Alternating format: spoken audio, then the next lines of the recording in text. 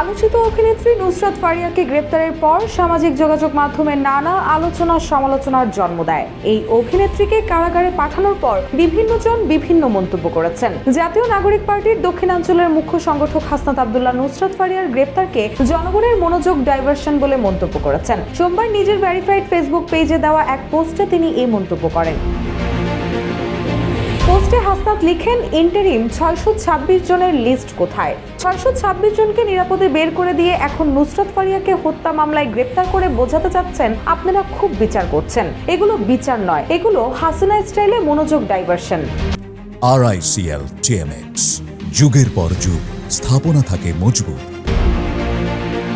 পোস্টে আরো লেখেন, সরাসরি হত্যাকাণ্ডে জড়িত খুনিকে দেশ থেকে নিরাপদে বেরিয়ে যাওয়ার সুযোগ দেওয়া হয়। শিরিন শারমিনকে রাষ্ট্রীয় তত্ত্বাবধানে বাসায় গিয়ে পাসপোর্ট করে দেওয়া হয়। দ্বিতীয় ট্রাইব্যুনাল জানুয়ারিতে হওয়ার কথা থাকলেও মে মাসে এসেও শুরু হয়নি।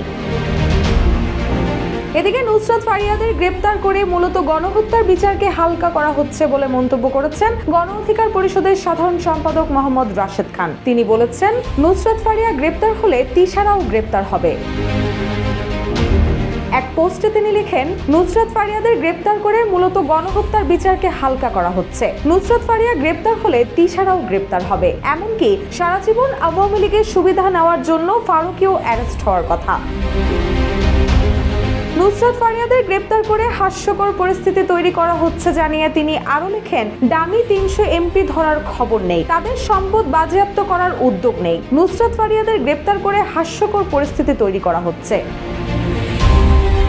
এছাড়াও গণ অধিকার পরিষদের উচ্চ পরিষদ সদস্য আবু হানিফ মন্তব্য করেছেন, নুসরাত ফারিয়াকে আটক করে মূলত প্রকৃত গণহত্যাকারী ও তার সহযোগীদের অপরাধ হালকা করা হচ্ছে। এক পোস্টে তিনি লেখেন, এই নুসরাত ফারিয়া শেখ হাসিনার চরিত্রে অভিনয় করেছেন, গত কয়েক বছর আওয়ামী লীগের পক্ষে প্রচারণা করেছেন, এটা ঠিক বিষয়, কিন্তু গণহত্যায় কিংবা গণহত্যার সহযোগিতায় তার ভূমিকা কি ছিল সেটা গুরুত্বপূর্ণ।